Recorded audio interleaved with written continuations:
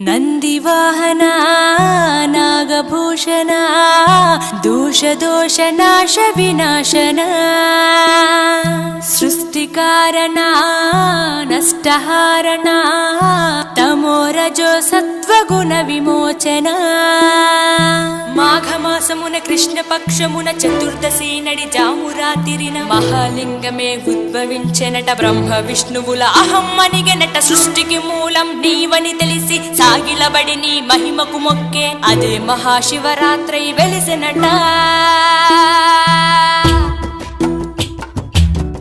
అరే ఓ జంగమా విభూది లింగమా, పక్కన పార్వతమ్మ తలపై గంగ